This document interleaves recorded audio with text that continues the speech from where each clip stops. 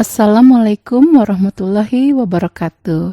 Hai anak-anak hebat Indonesia, apa kabar? Semoga kalian semua senantiasa diberikan kesehatan dan selalu dalam lindungan Allah Subhanahu wa Ta'ala, serta tetap semangat belajar ya. Kali ini kembali bersama Ibu Ina di pembahasan materi tematik 5, subtema 3, PB 3. Anak-anak, pada pembahasan yang lalu, kita pernah berdiskusi mengenai sifat-sifat kepahlawanan. Nah, adakah tokoh-tokoh pada masa sekarang ini yang tindakannya mencerminkan sikap kepahlawanan? Yuk, kita cari tahu sama-sama. Masih ingatkah kalian tentang perjuangan tokoh-tokoh pada masa kerajaan Hindu, Buddha, Islam, serta masa penjajahan? Ada beberapa yang pernah kita bahas, seperti Raja Purnawarman di masa kerajaan Hindu yang sangat mencintai rakyatnya serta berani melawan perompak. Ada juga Raja Balaputra Dewa di masa kerajaan Buddha yang membangun armada yang kuat serta membangun ekonomi Sriwijaya. Ada pula Sultan Hasanuddin di masa kerajaan Islam yang berani dan gigih melawan Belanda dengan monopoli perdagangannya, maupun Insinyur Soekarno sang proklamator yang mengutamakan musyawarah mufakat serta berani dan rela berkorban demi negara. Dari masa ke masa, dapat kita temukan sikap kepahlawanan yang ada ialah bahwa tujuan yang dicapai tersebut berbeda-beda sesuai dengan kepentingan masing-masing, namun semua dengan tujuan yang baik. Persamaannya adalah untuk mencapai tujuan akhir yang baik, sedangkan perbedaannya adalah kepentingan yang diperjuangkan oleh para tokoh tersebut.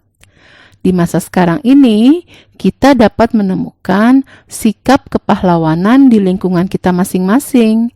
Misalnya, seorang penjaga pintu perlintasan kereta api.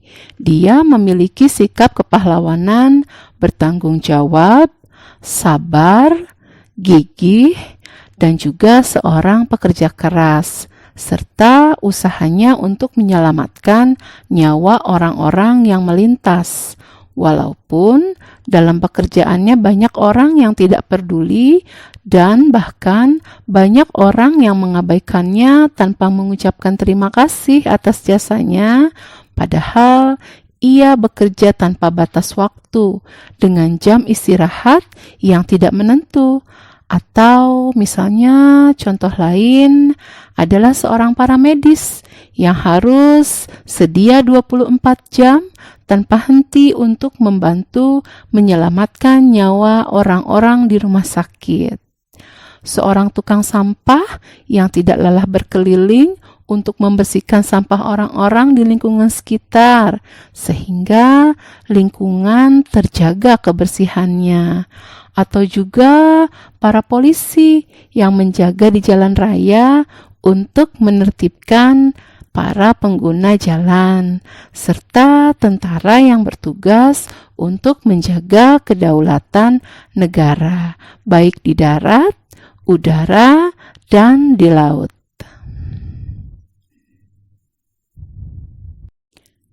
Anak-anak, bagi para petugas angkatan laut, biasanya mereka sebagian bertugas di dalam kapal selam. Kapal selam menggunakan sebuah jendela yang membantunya melihat keadaan sekeliling. Jendela ini memiliki fungsi sebagai mata pengintip pada kapal selam. Biasanya disebut dengan periskop.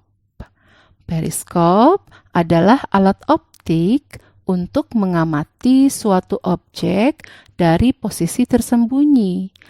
Manfaat dari periskop adalah dapat membantu melihat posisi yang sulit dijangkau, misalnya untuk melihat permukaan laut dari kapal selam atau melihat bagian dalam organ tubuh. Periskop menggunakan dua cermin datar pada sudut 45 derajat. Untuk mengarahkan cahaya ke arah yang diinginkan, pengamat cahaya diterima cermin pertama, kemudian memantul dari cermin pertama ke cermin kedua. Anak-anak, periskop adalah benda yang sangat mahal. Akan tetapi, kita dapat mencoba untuk membuat periskop sederhana dengan menggunakan karton dan dua buah cermin.